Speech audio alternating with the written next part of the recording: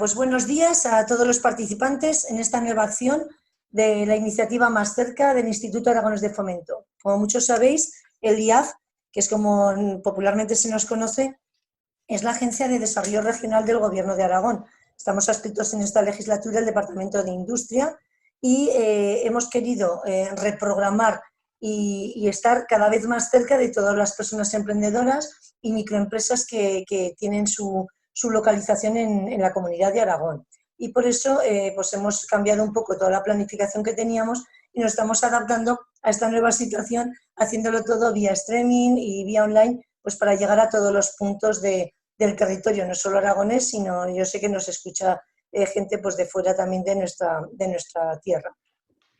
Hoy vamos a disfrutar con una temática que es muy importante, que es un canvas sobre la economía social. Ya sabéis que el Canvas es una herramienta pues, muy potente pues, para diseñar pues, un modelo económico que sea mucho más sostenible, más viable a lo largo del tiempo y que se va a realizar o se va a desarrollar en 3 sesiones que, si bien son independientes, todas mantienen un hilazón, un hilo conductor que lo va a llevar pues, magníficamente, como todos esperamos, pues, por Santiago Cosme.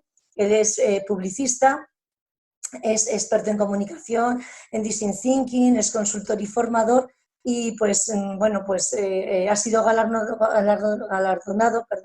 con varios leones en el prestigioso Festival de Cannes. Tiene un canal además en YouTube que lo que hace es, pues de forma muy amena, muy entretenida, lo que provoca es pues un análisis un poco de aspectos de actualidad, ¿no? Siempre pues desde la perspectiva pues del marketing, de la comunicación, de la publicidad, que son un poco los ámbitos, ¿no, Santiago? Corrígeme si me equivoco, en donde tú te mueves un poco pues como pez en el agua, ¿no? Bueno, pues que decir tiene que el IAF, mis compañeros Fernando y Marta Cardona en este caso, que es la que ha estado llevando toda la programación y ha planificado esta interesante actividad formativa. Esperemos que os guste a todos y ya pasamos el micro a Santiago para poder formarnos, para aprender mucho durante estas sesiones, hoy y los otros 2 lunes, y además entretenernos, que seguro que lo consigues, Santiago. Gracias. Muchas gracias, María Pilar. Bueno, lo primero me gustaría dar las gracias a Más Cerca, Instituto Aragonés de Fomento, porque es verdad que, como decías, esta actividad estaba programada para ser presencial. Desgraciadamente, por las circunstancias en las que nos encontramos, es verdad que hemos tenido que reformatearla de alguna manera y convertirla en esto. Y yo creo que al final es un poco una oportunidad porque quizás aprendamos más cosas a través del formato online de las que hubiéramos aprendido a lo mejor en ese día de una sesión de 5 horas presencialmente. Como ya, en cierto modo, ya has explicado un poquito quién soy, pues me ahorro ese paso de volver a repetir un poquito mis logros o pues, a lo que me dedico. Y me gustaría decir que bueno, el núcleo de este taller es en realidad conocer una herramienta que llamamos el Canvas de Economía Social, que ha sido diseñado por la Comisión Europea, por Ulla Engelmann y Alessandro Rancati. Alessandro, de hecho, se unirá a nosotros en la sesión número 2 y número 3. Y el Canvas en sí, aunque no lo veamos en esta sesión, porque hoy vamos a introducirnos un poquito en el mundo del design thinking y demás, será un visual que nos ayudará, o un lienzo que nos ayudará a visualizar de una forma fácil el ecosistema o el paisaje de nuestro proyecto, dónde vive, qué empresas son colaboradoras, cuáles están alrededor nuestro y nos ayudan para que ese proyecto sea fructífero. Entonces, básicamente, haciendo un resumen muy breve de algo que veremos, el Canva sería pues como si fuera un juego con unas fichitas donde tú pones tu proyecto, pones la ficha de los beneficiarios, de los colaboradores y luego básicamente unas flechas que indican las contribuciones que tú das y recibes. Esto que puede parecer un poquito extraño ahora mismo, os aseguro que cuando lo veáis entenderéis muy fácilmente cómo funciona y lo sabréis hacer desde el día siguiente vosotros mismos para vuestro proyecto. Y veréis cómo es súper útil y súper visual. Entonces, el taller, recogiendo un poquito las palabras de María Pilar, lo dividimos en 3 sesiones. En la primera, yo creo que es interesante que entendamos un poquito todas las metodologías de innovación que nos llevan a crear proyectos que cada vez están más centrados en las personas. Así que haremos una introducción a lo que es el design thinking y por qué funciona mejor que cualquier otro proceso de mejora o de creatividad de un proyecto. Veremos también el Business Model Canvas. Algunos de vosotros quizás lo conozcáis ya, y es el Canvas original que está centrado a lo mejor en negocios cuyo fin es más monetario, pero es importante conocerlo porque es el que da base al que veremos luego, que es el centro de este taller.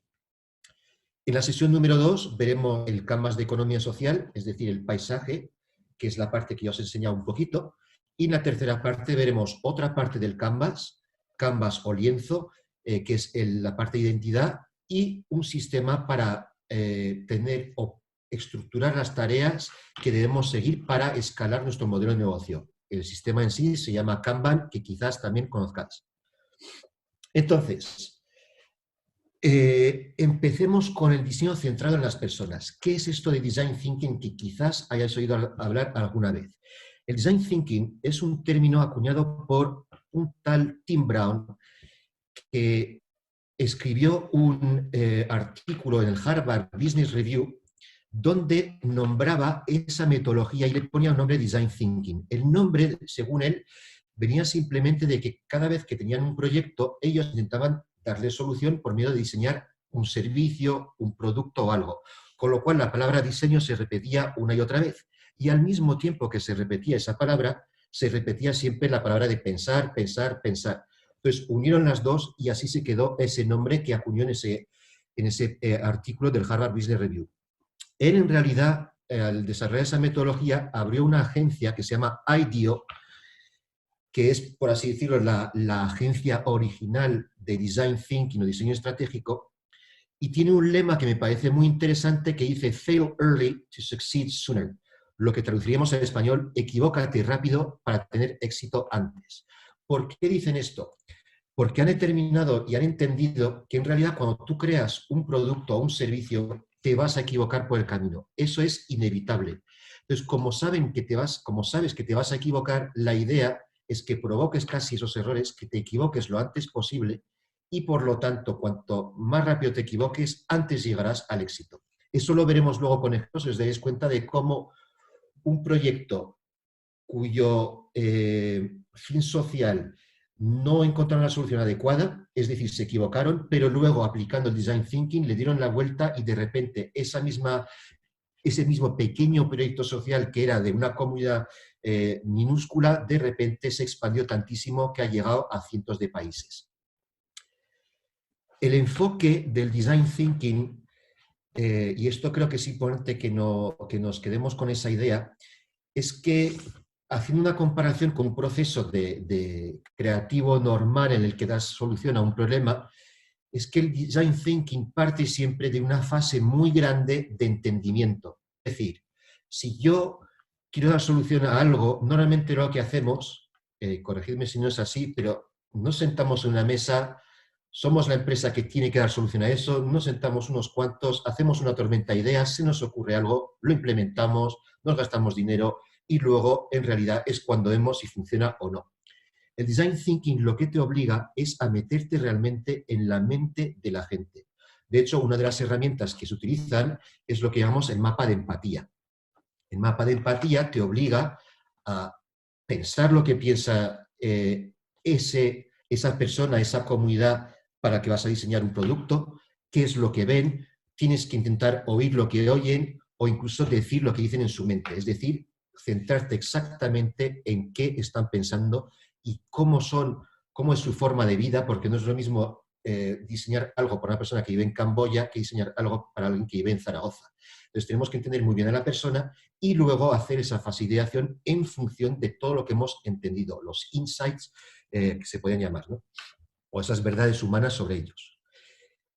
El Design Thinking se puede utilizar de muchas maneras y cualquier tipo de empresa. Cuando lo conoces en realidad lo puedes aplicar a tu día a día, incluso para cosas personales.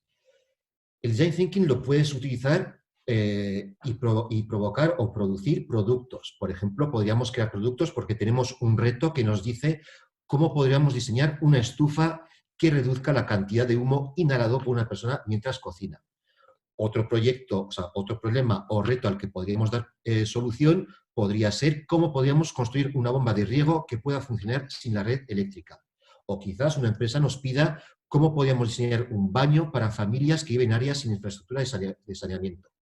Pero también el design thinking puede dar respuesta por medio de servicios. Es decir, cómo podríamos diseñar un suministro, aquí, perdona, que no me veo bien en la pantalla, un suministro de agua que proporcione agua potable limpia junto con productos de salud y nutrición. Esta pregunta, de hecho, le vamos a dar respuesta cuando veamos uno de los ejemplos que os propongo luego de casos reales que se han llevado a cabo.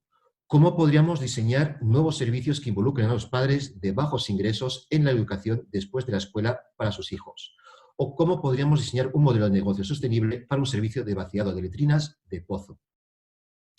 Aparte de esto, también podemos dar solución por medio de espacios.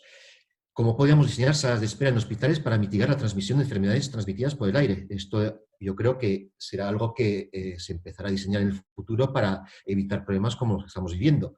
O cómo podríamos rediseñar las áreas comunes de la estructura de vivienda comunitaria para fomentar la conexión y cooperación entre vecinos. O, por ejemplo, algo que hemos visto más de una vez últimamente es cómo podríamos hacer que el espacio dentro de un banco sea menos intimidante para quienes ahorran por primera vez y se registran para una nueva cuenta. Aquí yo creo que todos hemos visto, y corregidme si no es así, los nuevos bancos, el aspecto que tienen, que ha cambiado muchísimo y donde de repente esa forma intimidante que tenían antes ha como desaparecido. Ves incluso espacios para que jueguen los críos mientras estás haciendo tus operaciones. Hay, al lado de mi casa, en Zaragoza, hay una caixa donde han implementado el servicio de coworking, que es, de hecho, la imagen que vemos aquí, es el coworking al lado de mi casa, donde obviamente tiene un aspecto muy diferente al banco típico. Pues todo esto se ha hecho a través de procesos de diseño estratégico, diseño basado en las personas, y han cambiado completamente los diseños que ahora de repente casi invitan a entrar y a tomarse algo, cuando antes era prácticamente una relación muy fría la que tenías con el banco, cuando además dices, es que ellos son los que están guardando lo que es casi más valioso en mi vida, que es el dinero que me sustenta, ¿no?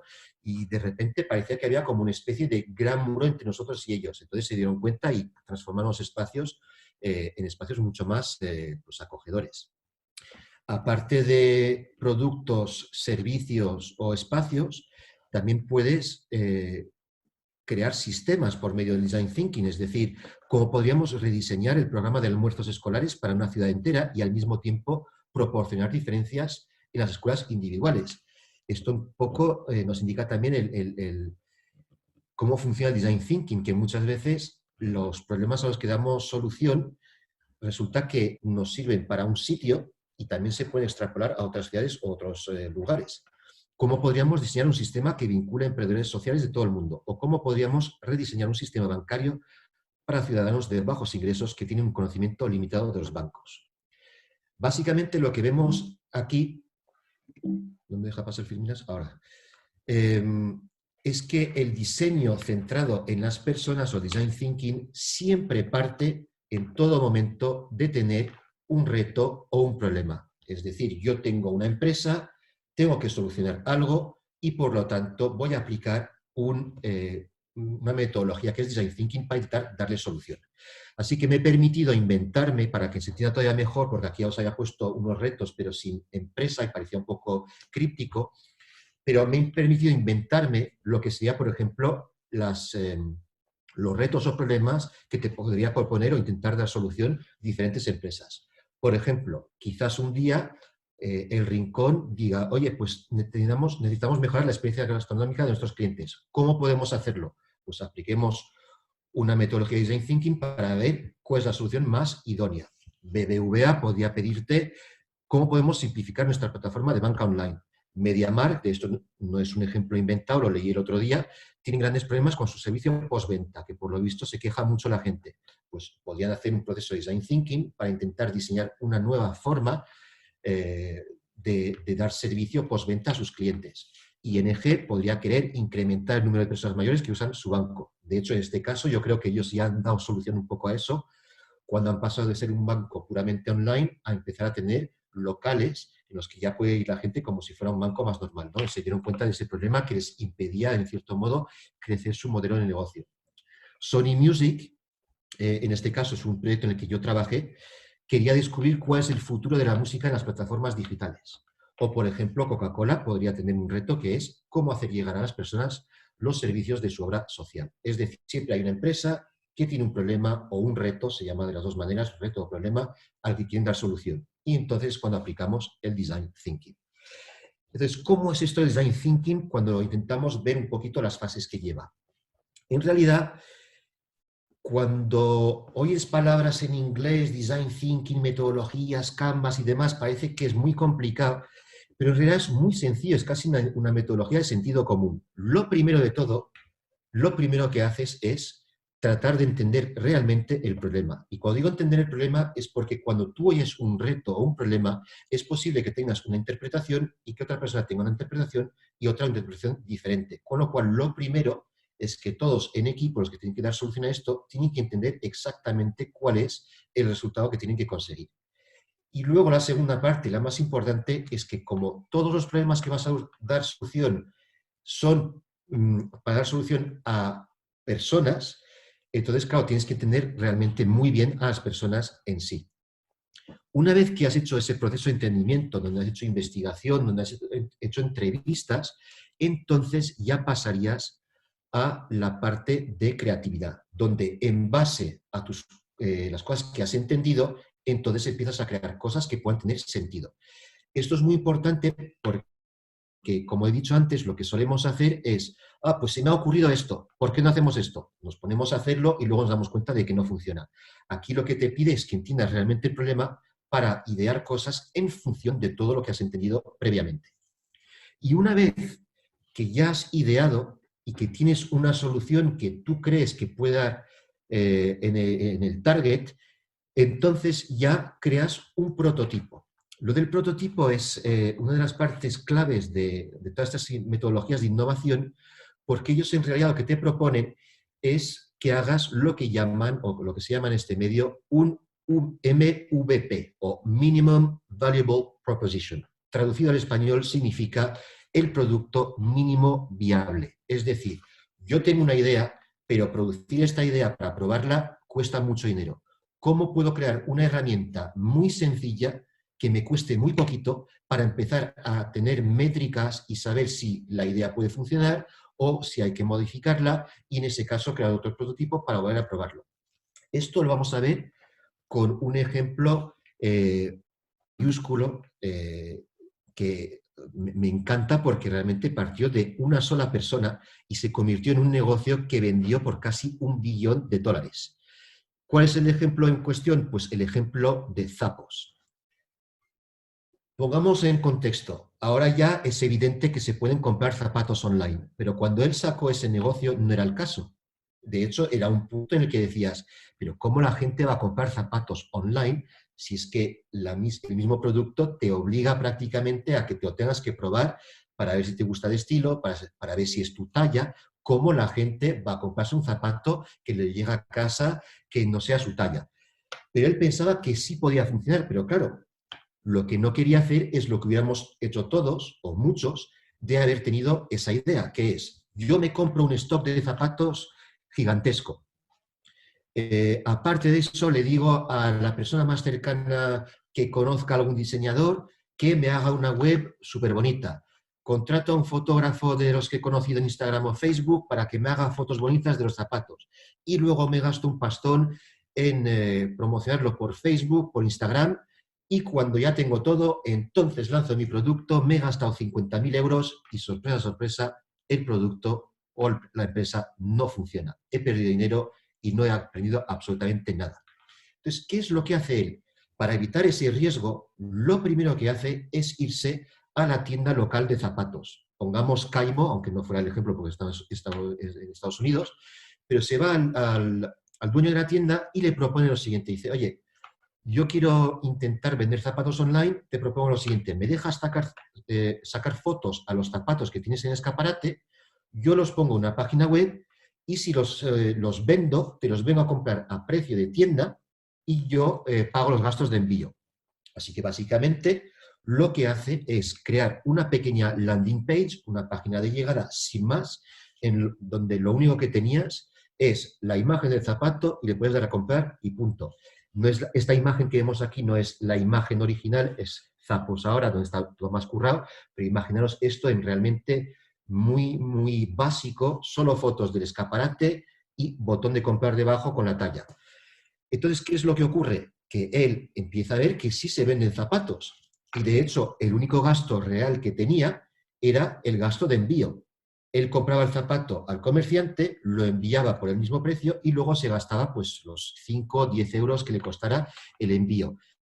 Claro, dices, bueno, pues hay un gasto, pero es un gasto mínimo en comparación con el ejemplo que hemos puesto antes de cómo montar un negocio. Entonces, además de eso, esta forma de hacer las cosas le ayuda a conseguir un montón de métricas. ¿Vendes? ¿Se pueden comprar? ¿Se pueden vender zapatos online? ¿Sí o no? ¿Quién compra más? ¿Mujeres o hombres? ¿Qué tallas compran? ¿Qué modelos compran? Entonces, en base a eso, tú ya puedes hacer un stock basado en todas las métricas que has aprendido y así escalar tu negocio. Y eso es exactamente lo que hizo. Cuando él ya tenía métricas, reinvirtió más dinero en su negocio. Lo creció más y más y más. Y al final, como os he dicho, Zappos fue vendido hace ya unos años a Amazon por exactamente 807 millones de dólares. Un negocio que empezó siendo algo puntual, una idea que tuvo una persona como yo o vosotros. O sea, realmente un ejemplo brutal. Pero claro, esto que hemos visto, esa forma de hacer las cosas pensando realmente en el prototipo, pensando en los clientes y demás, y paso a paso, llevémoslo a ejemplos de economía social, porque es realmente lo que nos interesa. Y veréis que pasa un poco lo mismo. Este ejemplo que os voy a poner es absolutamente real. Simplemente me he permitido ponerle nombre a la persona que veremos en las imágenes, pero es un ejemplo totalmente real. Nos encontramos en la ciudad de Hyderabad, en la India. Ahí en Hyderabad, una persona llamada Saira tiene que desplazarse cada día y recorrer 300 metros aún para recoger agua en un pozo de agua que no es potable del todo. Ella recoge agua en el container que vemos que coloca sobre su cabeza y se lo lleva a su casa, y este agua es el agua que utiliza tanto ella como su marido para cocinar, para beber, para lavar, para lo que sea. Lleva años yendo a ese pozo de agua. Sin embargo, las indicaciones de la Fundación Nandi, que es precisamente el proyecto que intentaba encontrar una solución para ese problema local, les decían, oye, que este agua no la debéis beber y es por eso que sufrís malestar continuamente tanto tú como tu marido. Dejad de beber ese agua. Entonces, la Fundación Nandi, ¿qué es lo que hace? Pues ellos no siguen un proceso de entendimiento de las personas de esa localidad, sino que hacen lo que hubiéramos hecho en la situación más típica, que es, oye, pues en vez de poner ese pozo, ponemos un pozo nuevo y les damos agua. Claro, hasta ahí todo bien. Lo que pasa que pese a que el agua tenía un precio simbólico, no estaba realmente centrado el diseño en las personas. Así que al final, ¿qué es lo que ocurría? Que la gente seguía utilizando el pozo normal, porque la Fundación Nandi lo que hizo es obligarles a comprar botes como este que vemos aquí, de 20 litros. Era el único formato que había, con lo cual imaginaos para una persona como Saira tener que desplazarse, aunque sea 300 metros, llevando un bote de estas características que no tiene ni asas durante 300 metros. Era absolutamente imposible. Así que, aparte de eso, decía, ¿por qué me voy a comprar agua cuando no la puedo casi ni llevar, cuando tengo la otra que simplemente me sigue sirviendo, ¿no? Entonces, en cierto modo, cuando lo piensas, sí dieron solución al problema, porque si el problema o la solución era darle agua potable a la gente, la realidad es que en cierto modo sí que lo consiguieron, pero claro, el diseño no estaba funcionando. Así que fijaos cuando de repente se ponen realmente a investigar y darse cuenta de que ese servicio solamente sirve para gente como el que vemos en la imagen, que pueda tener su motocicleta o su bici, que de hecho se me olvidó decir que también lo que pasaba es que cuando el marido volvía del trabajo, ya la Fundación Nandi estaba cerrada y ya no podía recoger agua. Dice, bueno, pues entre los dos que lo lleven, ¿no? Pero fijaos cuando crean un diseño realmente pensado en las personas y piensan realmente, intentan entender realmente a esos locales, cómo transforman una idea que es más sencilla y que se puede implementar no solo ahí, sino en varias partes del mundo. De ese diseño que veíamos aquí, que es esto, simplemente lo transformaron en esto. Básicamente cogían el mismo bote, la misma forma, le añaden un neumático alrededor y le añade una barra. Si veis en las fotos, fijáis que el camino obviamente no está asfaltado, con lo cual no es un sitio fácil para el transporte. Y ella va descalza, pero aún así, fijaos la facilidad con la que lleva ese bote de 20 litros, el que está empujando con una sola mano. O sea, básicamente ese diseño sí es eficaz y sí funciona. ¿Y lo que ocurre? Pues cuando te puedes a mirar dices, bueno, este problema de agua potable o no, seguramente lo tengan en muchos más lugares del mundo. Entonces, es muy probable que esta misma solución me sirva en otros lugares. Y así fue exactamente. Así vemos aquí, en un país africano, cómo han creado su propio prototipo, a nivel de color o lo que sea, pero realmente es lo mismo. Y les funciona igual. Y les funciona también en otro país donde tienen otro prototipo con otros colores, pero el uso es exactamente el mismo. Han dado solución a una pequeña localidad y esa solución ha terminado siendo una solución global, que es tan fácil de implementar como la otra y que ayuda realmente a las personas. ¿Por qué? Porque han pensado realmente en el comportamiento de la gente, lo han entendido y entonces han diseñado esa herramienta en función a eso. A mí me parece un ejemplo, vamos, brutal, cómo se da la vuelta con una pequeña cosa, porque a veces pensamos que design thinking podemos pensar, oh, es que van a ser cosas complicadas, y al revés, lo que pretende realmente es encontrar esas ideas muy sencillas y que sean aplicables fácilmente. Imaginaros además, cuando hablamos del tema del mínimo, o sea, producto mínimo viable, aquí puedes entender fácilmente que probaron medidas y formas de productos primero para ver y dar con el diseño perfecto que terminó siendo este. ¿Qué más ejemplos podemos ver? Este que os voy a presentar para mí es una de las ideas más maravillosas que he visto en mi vida a nivel social y de esas que sientes envidia sana y dices, ojalá se hubiera ocurrido a mí, y es la idea de lo que llamaron el Lucky Iron Fish, el pez de hierro de la suerte. Esto es un proyecto iniciado por el gobierno de Canadá para ayudar a una pequeña localidad de Camboya. O sea, básicamente un proyecto muy pequeño, donde habían enviado pues, un grupo de 5 o 6 personas que tenían que ayudar a los locales que sufrían de anemia porque no tenían suficiente hierro en la comida que comían. Esta idea ganó, de hecho, ya que has comentado, María Pilar, antes los premios del Festival de Cannes, ganó el gran premio en la categoría de innovación, es decir, la idea del año. Y me he permitido, para explicarlo mejor, colgar el vídeo, lo que os voy a enseñar ahora, y lo he traducido para que podáis ver exactamente cómo fue el proyecto, donde veréis cómo creció de ser un proyecto local a expandirse muchísimo. Aquí os lo pongo, decidme si escucháis. ¿Escucháis? In Cambodia, half the population is severely anemic because their diet of fish and rice contains very little iron. Iron deficiency is the cause of many health problems and pregnancy complications, like premature births and miscarriages and even deaths. Iron pills are available but are far too expensive, so we needed to find a cost-effective solution. That's when we knew this had the power to change it all. We worked out that cooking with a piece of iron for 10 minutes could provide a family with up to 75% of their daily iron intake. The challenge was getting them to use it. They did, but just not for cooking. So we had to dig deeper if we wanted to help. And we found this, a cultural symbol of hope and good luck. The lucky iron fish. And the community has embraced it. Our team has been going out educating, promoting, and encouraging more families to use the iron fish. And the results have been life-changing.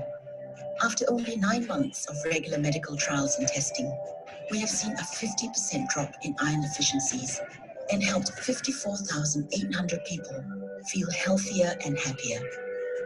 The best part is, this is a sustainable solution, made from recycled material that undergoes strict quality control tests, handmade and packaged by the local community. The project provides hundreds of jobs along the way. Recently received the stamp of approval from former U.S. President Bill Clinton. The Lucky Iron Fish is now a registered company for good, giving us the power to help millions of families around the world. Let's put a fish in every pot.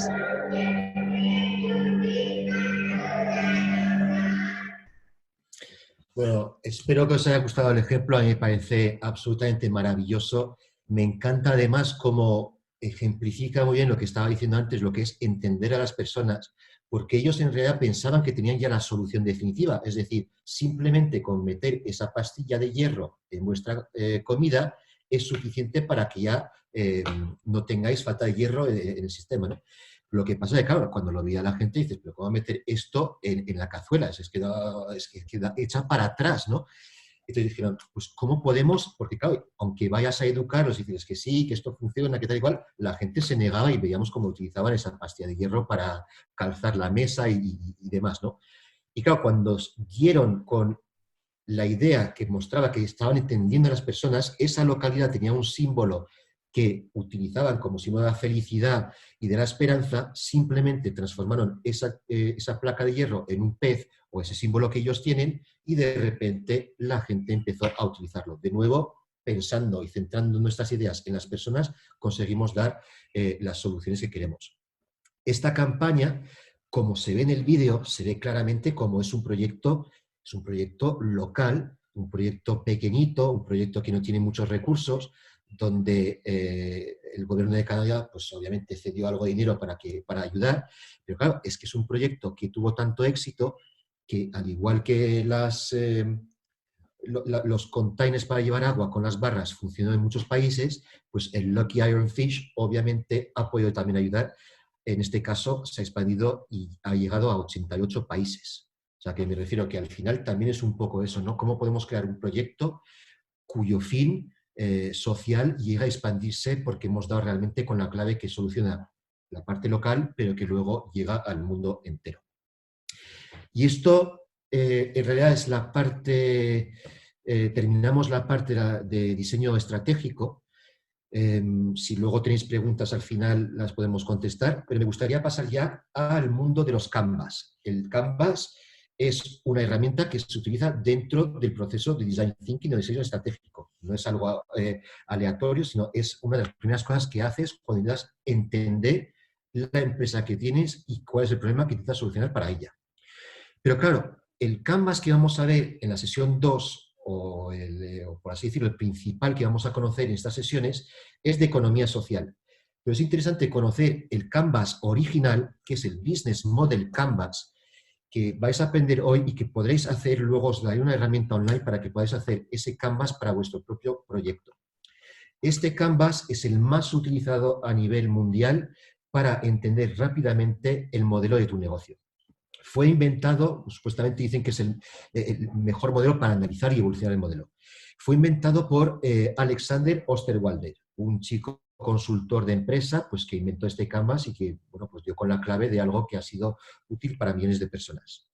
El aspecto que tiene, veréis que es bastante diferente al Canvas que os enseñaba al principio, el Canvas de economía social, es bastante más frío, pero no por eso deja de ser útil. Y en realidad lo que tenemos aquí es una pantalla donde rellenamos una serie de casillas. Yo estas casillas las relleno siempre en un orden específico, simplemente porque intento hacerlo de una manera que a mí me parezca lógica. Entonces, tú tienes un negocio. Lo primero que haces es irte a esta parte de segmento de clientes y lo que rellenas en realidad es cuáles son los clientes a los que tú das un servicio o a los que vendes un producto. Espera, que ahora no me va. Vale. Aquí lo fácil sería pensar que cualquier ejemplo va a ser siempre, bueno, pues todo el mundo. Pero claro, nos daremos cuenta con los dos ejemplos que os voy a poner que en realidad hay que ser específico y no vamos a poner siempre hombres, mujeres y niños, sino que hay que buscar realmente el segmento por localización, por edad y demás. Lo siguiente, en el orden que me gusta a mí seguir, es, vale, conocemos a nuestros clientes, ¿cuál es el producto que construimos o el servicio? En ese caso, puede ser un servicio, puede ser un producto, ahora veremos un ejemplo y así os daréis cuenta un poquito de lo que hablamos. Pero esto es muy sencillo. ¿Qué producto vendo? Siguiente, interrumpo, me pone que alguien me está hablando. ¿No? Yo sigo.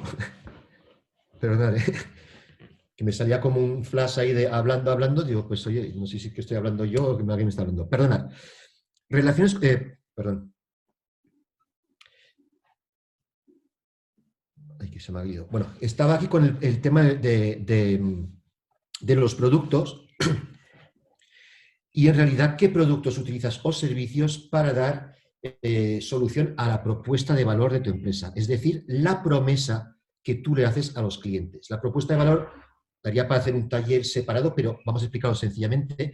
Todas las empresas tienen que tener una propuesta de valor, una promesa, una razón por la que la gente va a comprar tu producto. Esto lo verbalizaríamos de la siguiente manera si fuéramos empresas ya conocidas. Netflix, su propuesta de valor es ve películas y series cuando y donde quieras. ¿Cómo lo consiguen? Por medio de una plataforma online que te ofrece ese servicio, o que te da esa solución. Waze, la aplicación que hace de GPS, ¿no? Obtén la ruta, la mejor ruta todos los días con la ayuda de gente en tiempo real. O, por ejemplo, Pizza Hut, su propuesta de valor es tu pizza caliente en media hora o te devolvemos el dinero. Pues básicamente esa propuesta de valor, con qué producto le das solución o consigues llevarla a cabo. Canal de distribución, esto es bastante sencillo, es decir, yo tengo una tienda, yo tengo una plataforma online, ¿qué medio utilizo para vender mi producto? ¿Cuál es mi canal de distribución? Relación con los clientes. Aquí, dependiendo del tipo de negocio, pueden ser unas cosas u otras. Puede ser una asistencia personal, es decir, un cara a cara, puede ser un autoservicio, como por ejemplo los lavados de coches automáticos, un servicio automatizado, etc. Todo esto lo veremos de todos modos con un par de ejemplos, que haremos 2 canvas y será más fácil de entender. Los flujos de ingresos, es decir, de dónde sale el dinero que gana mi empresa. Son donaciones, venta de activos, tarifas de suscripción, tarifas diversas, como ahora se estila mucho en plataformas online que tienen precio bajo, precio medio, precio alto, ¿no? ¿Cuáles son los recursos clave? Es decir, ¿cuáles son los recursos que yo necesito para poder vender la ropa a mis clientes? Pues necesito gente, recursos humanos, necesito recursos financieros, necesito recursos físicos, es decir, un local. Dependiendo del negocio necesitarás una cosa u otra. Las actividades clave. ¿Qué actividades son importantes de llevar a cabo para poder transmitir esos productos a tus clientes? El ecosistema de alianzas, es decir, qué organizaciones apoyan mi proyecto para así llevar a cabo la venta de mi producto. Y finalmente, la estructura de costes de mi empresa. Costes variables, costes de recursos humanos, de estructura y demás. Esto, para que sea menos intangible, lo vamos a hacer con 2 ejemplos.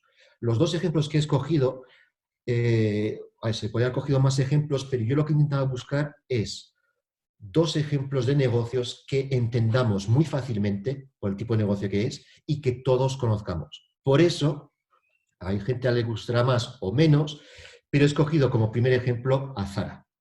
Porque Zara es un negocio muy fácil de entender, es una tienda de ropa. Todo el mundo, yo creo, ha ido por lo menos una vez a Zara y sabe entender perfectamente cómo funciona un negocio de ropa o más o menos. Entonces, si Zara hiciera su Business Model Canvas, ¿cómo sería? Bueno, pues lo primero, vamos al segmento de clientes. Aquí os decía que realmente tú tienes que poner algo que tenga sentido en función de esa misma tienda. Lo lógico es buscar ese target específico, no decir todos, porque realmente van todos. Hay que pensar en la localización de la tienda. No es lo mismo ir a una farmacia que ir a Zara. Si yo voy a la farmacia, voy a una farmacia local, por lo tanto mi target va a ser de un tipo. En este caso tú te desplazas al Zara. Cuando entras en Zara, tú ves básicamente qué tipo de ropa tienen y están divididos en 3 grupos: hombres, mujeres y niños. Por lo tanto, eso es realmente su segmento de clientes. Pero veréis en el ejemplo siguiente como en el caso del segmento de clientes no es el mismo que el de Zara. ¿Cuál es la oferta de productos y servicios? Bueno, pues aquí yo creo que es súper sencillo, por eso elegí este ejemplo. La oferta de productos es sencillamente ropa. Hasta el día de hoy no ofrecen nada más, quizás en el futuro ofrezcan cursos de estilismo o cosas así, no lo sé, pero a día de hoy venden ropa y punto. ¿Cuáles son sus canales de distribución? Bueno, pues aquí seguramente, aunque no estemos comunicándonos con nosotros, seguramente ya estáis pensando en cuáles son los canales de distribución. Son muy sencillos en este caso. En realidad, lo primero que necesitan son tiendas físicas. Y luego, además, en este tipo de negocio, lo que tienen también es una web. De hecho, la web ha cogido mucho peso con el tiempo y se venden muchos productos a través de ella, porque, claro, en realidad Zara es una marca que ha creado un sentimiento casi de familia. Yo ya soy un poco de Zara, ¿no? Si compro aquí y si me compro cosas básicas, ya me compro las básicas siempre de Zara, por lo menos es lo que hago yo. Aquí es interesante ver también que si, por ejemplo, fuera otro negocio similar, pero no Zara, es decir, el ejemplo de Mango, o por coger un ejemplo más local como la cadena de restaurantes La Mafia se sienta a la mesa, es posible que en el canal de distribución pusieras también franquiciadores. Pero en el caso de Zara no existe porque ellos mismos no dan licencias, por lo menos en España, a franquiciadores. Pero es el punto o el cuadro donde podríamos poner eso aquí. ¿Cuál es la relación con los clientes? Bueno, aquí la relación con los clientes, es decir, cómo conectamos con los clientes, la parte evidente es que es a través de los vendedores. Pero en realidad, Zara ha creado algo que ya he medio mencionado antes, que ha conseguido crear algo más. Y es decir, que en todo el mundo está metido el concepto de que Zara es una ropa de estilo. O sea, si quieres vestir bien por poco dinero, eso es Zara. Lo que provoca es que mucha gente ha llegado hasta el punto de meterse a Zara simplemente para mirar. Yo entro a Zara casi como por diversión. Voy a ver lo último de Zara. Igual me llevo algo, igual no, igual no. Lo que quiero decir con esto es que no todas las tiendas han conseguido esto. Básicamente han conseguido algo más y por eso su marca, la misma marca, produce esa relación con los clientes. Yo ya tengo casi una afinidad con ellos.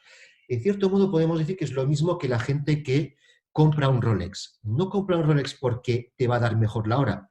Te compra un Rolex porque significa algo más. Tienen como un símbolo de estatus, ¿vale? Entonces ellos han creado también esa especie de relación con el cliente simplemente por la simbología. Más cositas. Los flujos de ingresos. Bueno, pues aquí muy sencillo, es simplemente a día de hoy la venta de productos. Ropa, ropa, ropa. Da igual, son zapatos, cinturones, vestidos, camisetas, da exactamente igual. No hace falta ser tan específico. Flujos de ingresos es la venta de productos. ¿Cuáles son los recursos clave? Bueno, pues aquí yo creo que hay varios. Primero el stock. Tienen que hacer como una especie de gestión de compras, pero bueno, tienen que tener un stock para dar cabida a todos los pedidos que puedan tener online como en la tienda física. Obviamente un recurso clave son las tiendas, que no solo vale como recurso clave, sino que nos demos cuenta que el canal de distribución a través de las tiendas es una actividad clave y explicaremos por qué. Y también recursos claves, obviamente, los recursos humanos, los vendedores, que sinceramente cuando tú vas a aplicar a Zara, no sé si es algo que han utilizado ya otras tiendas, pero siempre te obligan a poner una foto tuya en el currículum. Eso significa, vamos a coger a gente que sea de buen ver. Si no son estilo Zara, no entran aquí, con lo cual ellos ponen peso en esos recursos. Actividades clave. Pues aquí, claro, una de las actividades más clave es obviamente el diseño de esa ropa. Porque si hay una cosa que les ha hecho destacar, y a veces han sido criticados por ellos, es que tienen ropa que parece como ropa de lujo, que tiene un estilo muy similar a grandes marcas, incluso a veces has llegado a ver el mismo diseño, 500 euros Gucci, 30 euros Zara, ¿no? Entonces pone mucho peso en el diseño porque saben que es una actividad absolutamente clave. Por eso sus diseñadores, yo de hecho conozco a una chica que trabajaba como diseñadora de Zara y cada 2 semanas viajaba a algún sitio del mundo para ver materiales, nuevos diseños y demás, que luego utilizaban para crear sus propios diseños. Y luego, como decía antes, el canal de distribución que aparece aquí, en realidad el canal en sí, o la tienda, es realmente una actividad clave. ¿Por qué digo esto? Porque si analizamos un poquito el tema de Zara, nos daremos cuenta de que no han comprado las tiendas y las han puesto en cualquier lugar. La localización de las tiendas de Zara es siempre lo más importante. El ejemplo mayor quizás sea en Londres. Siempre las tiendas están en el mejor lugar de la ciudad. Da igual si es Zaragoza, da igual si es Madrid, prácticamente te puedes decir a alguien, si yo llevo al lado de Zara, significa que llevo en la mejor calle de Zaragoza. En Londres, ¿qué pasa? La mejor tienda de Londres, que está en el barrio más de lujo, es Harrods. Harrods es ya un icono internacional, posiblemente una de las tiendas más famosas del mundo junto con Bloomingdale's. Sorpresa, sorpresa. ¿Cuál es el edificio pegado literalmente a Harrods? La tienda de Zara. Básicamente por eso, porque su tienda y la localización es tan importante, que es su canal de distribución, es una actividad clave. No ponen las tiendas en cualquier lugar, las ponen en sitios donde sabe que va a haber un tráfico absolutamente tremendo. ¿Cuál es el ecosistema de alianzas? Bueno, pues aquí, no habiendo franquiciadores, los únicos posibles son los proveedores, básicamente los que fabrican la ropa para ellos, ya sea materiales o la ropa ya hecha. Y la estructura de costes, pues serían costes variables y toda la parafernalia de estructura de tiendas y personal, que claro, aquí cada uno que ponga la información que quiera, pero yo creo que el Business Model Canvas es para entender un poquito el modelo de negocio y cada uno puede decidir cuánta información quiere meter.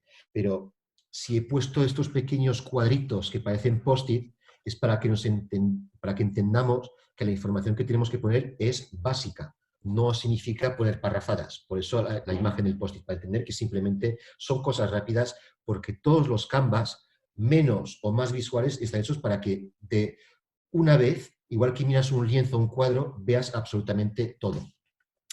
Entonces, habiendo visto el ejemplo de Zara, hagamos un ejemplo más para entender cómo funciona el otro negocio que también entenderemos y quizás, en cierto modo, tenga un pequeño toque más social. He escogido para eso una farmacia. Una farmacia lo he escogido porque nos va a dar respuestas diferentes a las de Zara, porque es un local, un negocio que entenderemos todos y porque, en cierto modo, opera de forma ligeramente diferente porque su target es diferente, o sus clientes. Pero antes de meterme en esto, y aquí es donde está la triquiñuela, que no me quiero equivocar con lo de compartir pantalla, les quiero enseñar una herramienta que es el Business Model Canvas, para que lo podáis hacer vosotros mismos después de esta sesión y que lo hagáis online en apenas unos minutos con una herramienta que es súper fácil de utilizar. Así que me meto aquí y si no se ve la pantalla, decídmelo rápidamente. Pero bueno, yo creo que tengo que dejar de compartir primero y luego meterme aquí y de nuevo, a ver, un momentito, si lo hago bien. Comparto de nuevo y ahora me deja de compartir esto. Aquí lo tenemos. Ahora deberíais ver el Canvas, ¿verdad? ¿Sí?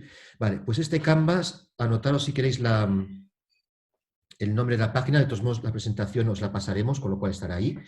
Pero lo que veis aquí es un Canvas exactamente igual que el que hemos hecho, pero online. Yo si, por ejemplo, le quiero poner nombre, me voy a este pequeño bolígrafo y pongo Zara Canvas. Perdón. ¿Vale? Ya estoy creando mi Canvas. Aquí simplemente tiene lo mismo, aunque esté hecho en inglés. ¿Cuáles son mis clientes? Le doy simplemente a la pestañita de más y digo, pues, hombres. ¿Qué más? Mujeres, le vuelvo a dar la pestañita. Niños. ¿Vale? Y así iría rellenando un poquito todo lo demás. Una vez que tenga relleno todo el Canvas, lo que quiero hacer, si lo quiero llevar al escritorio, es darle aquí a la teclita de descargar y me dice descargar Canvas, le pones nombre, guardar y de repente este Canvas está guardado en mi escritorio con este formato que podéis imprimir y poner en vuestra mesa de trabajo. Así que me parece una herramienta hiper útil, súper intuitiva y que creo que podéis utilizar pues, cuando termine esta sesión, que vosotros podáis trastear un poquito con ella y entenderla mejor.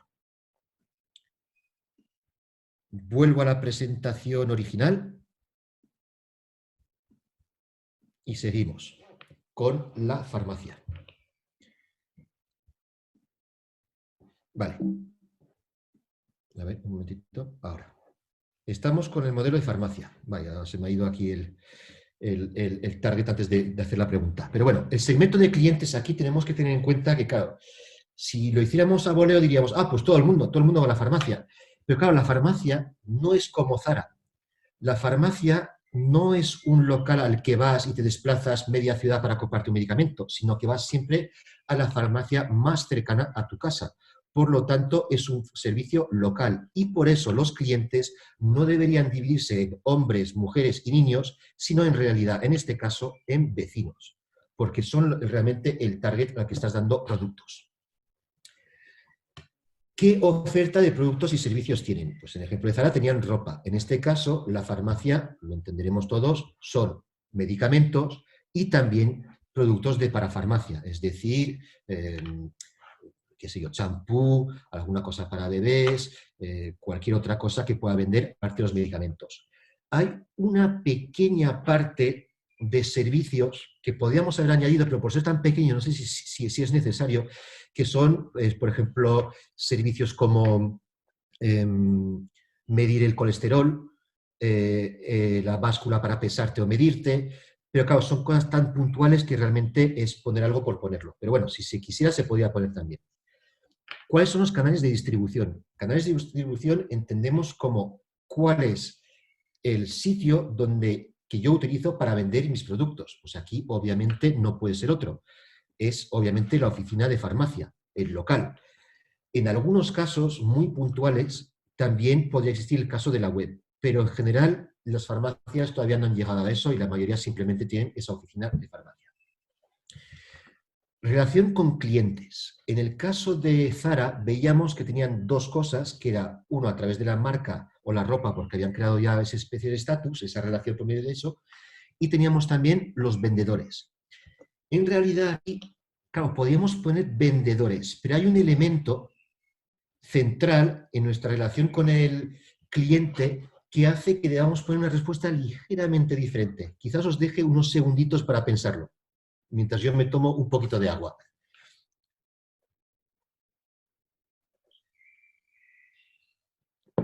Vale, pues si habéis pensado un poquito, en realidad cuando entras a la farmacia, la relación toda se ocurre alrededor del mostrador. En el caso de Zara, tú tienes una relación directa con el cliente, te mueves por la tienda como persona que trabaja ahí, pero todo ocurre a través del mostrador en el caso de la farmacia, con lo cual sí hay vendedores, pero el mostrador es realmente el punto de relación con el cliente. Por eso lo enseñaba para que se viera un poquito la diferencia, ¿no? Que tenemos que ser más específicos cuando podemos. Flujo de ingresos. Aquí, muy sencillo también, es simplemente venta de productos. Recursos clave. Aquí tenemos varias cosas. Lo primero, si queremos operar una farmacia, una cosa muy importante, absolutamente necesaria, es tener un titular. El titular de farmacia es el único licenciado que puede abrir una farmacia. Si no, pues mañana me abría yo una farmacia, pero no puede ser. Tienes que tener también, obviamente, un local.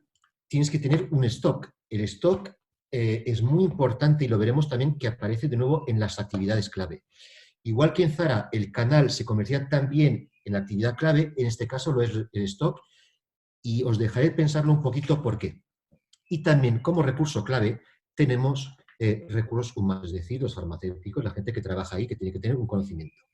Entonces, la pregunta, y os dejo unos segundos para pensarlo, ¿por qué pensáis que el stock, en este caso de la farmacia, es también una actividad clave?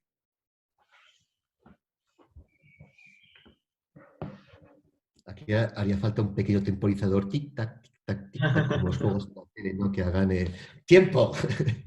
Bueno, pues el stock es realmente, y la gestión de compras que van enlazados, es realmente importante porque, aunque la ropa pueda ser de temporada, hay un elemento muy importante en la medicación y es la obsolescencia o la fecha de caducidad. Es decir, la gestión de compra de ese stock es absolutamente fundamental, porque tienen que tener un control absoluto de los medicamentos que venden y estar seguros de que esos medicamentos todavía son válidos. Por lo tanto, no solo es un recurso clave, sino que es una actividad hiperclave, ¿vale?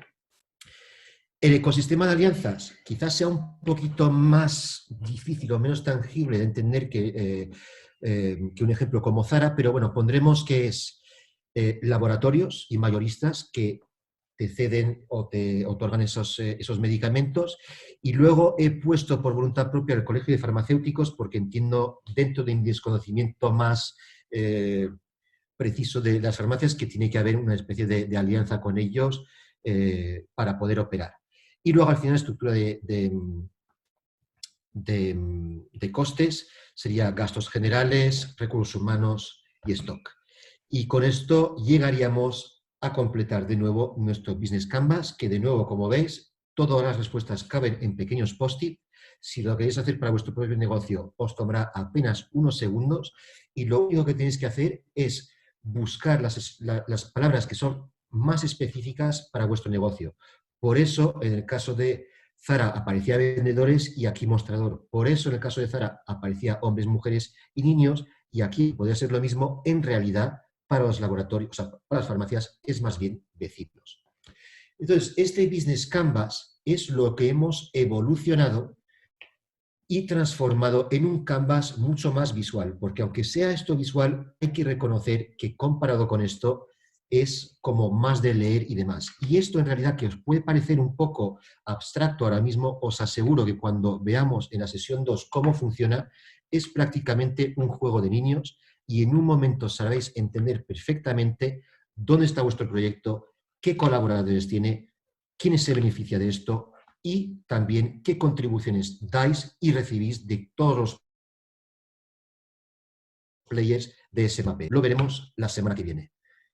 Por mí, ya he terminado la presentación y si ahora hay preguntas, pues estaré encantado de contestarlas si puedo. Porque las preguntas a veces son difíciles. ¿Tenéis abierto el chat o bien levantar la mano? O que es lo que deseéis. A ver, dejo de compartir pantalla, así creo que puedo ver a más gente y el chat más fácilmente. Si alguien se anima. Además estamos en los tiempos justos, ¿eh? A la 1 en punto, con los 15 minutos de la pregunta. Si queremos.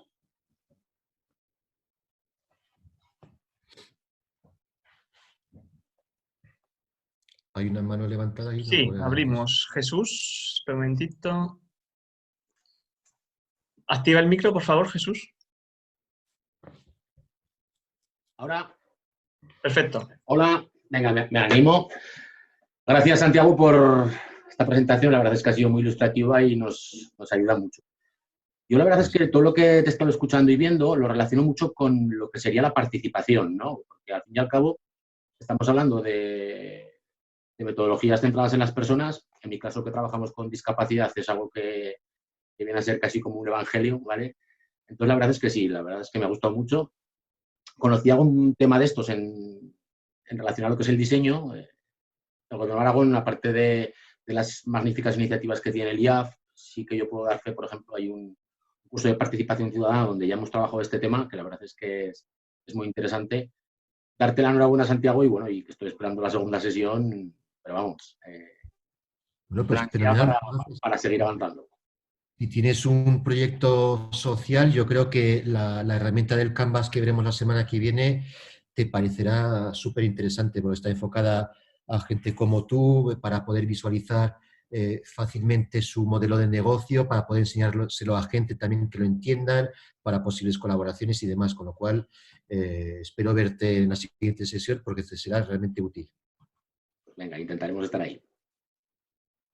Gracias.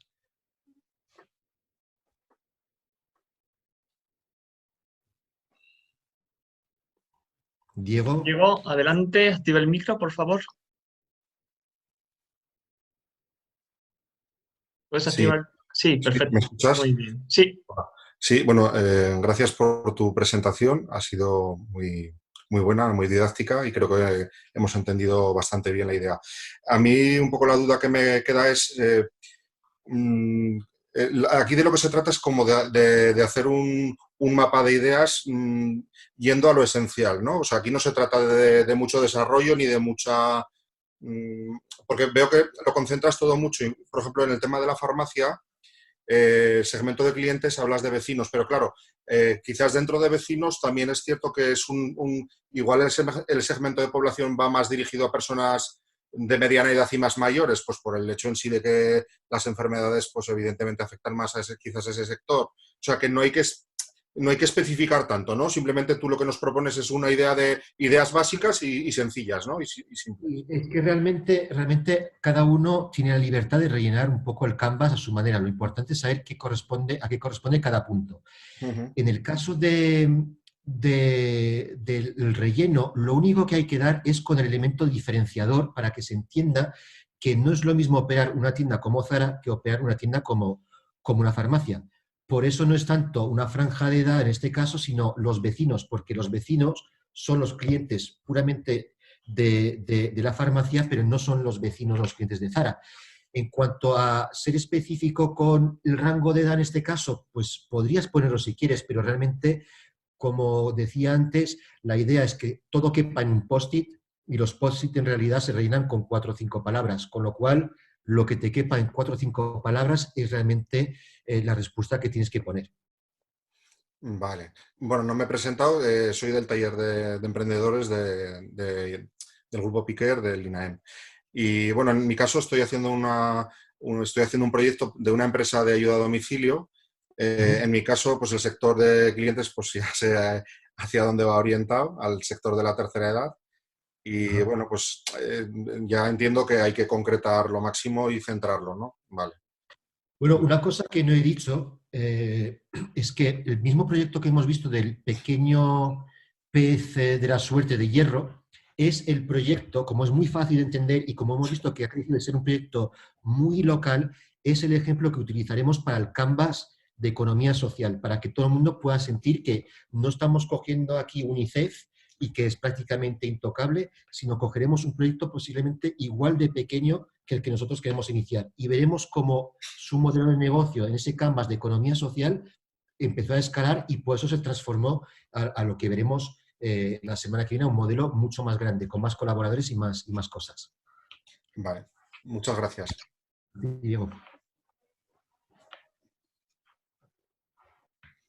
Pedro, vamos adelante.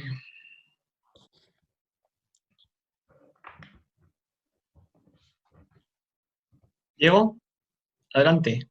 Tienes la palabra. Me parece que es, ¿no? Pedro. No, ahora mismo Diego. A mí me sale Pedro. Sí, pero Pedro, ahora. A ver.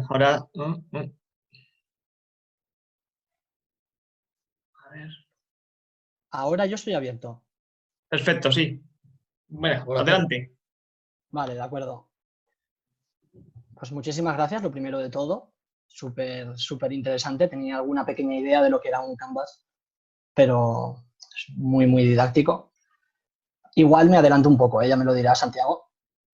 Nosotros trabajamos aquí en un pueblo de Huesca para luchar contra la despoblación y un poco en el modelo tenemos una diferencia entre clientes y beneficiarios, en el sentido de que hay personas que van a utilizar los servicios y hay otras que van a beneficiarse de los mismos.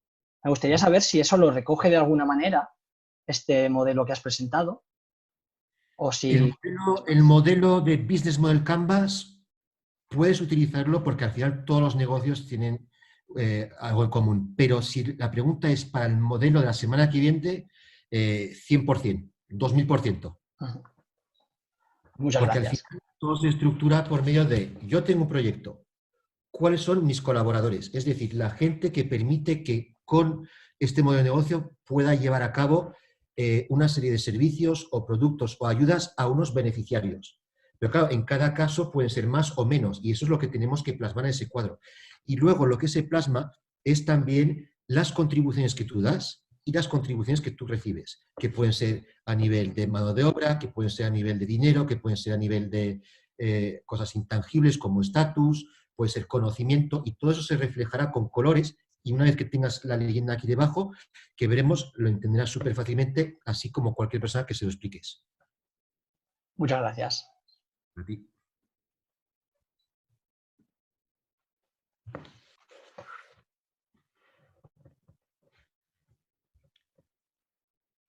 ¿No hay nadie más? ¿O sí? No sé, a ver. ¿Hay preguntas en el chat o no? No, en el chat. Ahora mismo no. Ojo, la iniciativa de la del pez es preciosa, madre mía. Sí, sí. La idea de la pez es una maravilla, una maravilla. Ahí cuando la vi por primera vez me encantó, dije, ostras, es que así tendría que ser la creatividad, así de sencilla, una solución Lo tan... mismo poniendo el formato de pez. Es verdad que echar un trozo de hierro no parece que sea muy saludable en el puchero. Lo gracioso es que realmente, si bien el símbolo del pez era a la base un símbolo de esperanza, ahora con la forma que lo han convertido, era más un símbolo de esperanza. O sea, que han creado como una especie de efecto bola de nieve, ¿no? Es muy bonito. Y además lo que es bonito es ver que es un proyecto que empezó hace, yo creo que 6 años, y claro, pues ahora ha crecido, como lo veremos en la sesión 2, ha llegado a 88 países, venden productos online, han conseguido pasar de ser un proyecto subvencionado por el gobierno de Canadá a sustentarse por sí mismos, porque ha crecido tanto que, claro, pues tienen socios, tienen gente que dona, tienen la venta de productos, y claro, pues es que ya no tienen casi límite a lo que pueden conseguir, porque ya no son un grupito de personas, sino son un ecosistema enorme. Así En que, el gran bueno, recurso de... de hecho, ya para aprovechando, veremos el ejemplo del pez de hierro, pero utilizaremos también otro ejemplo más para enseñar cómo son varios ejemplos de economía social o del mapeo de economía social, y utilizaremos la ONG ACCEM, que ayuda a los refugiados.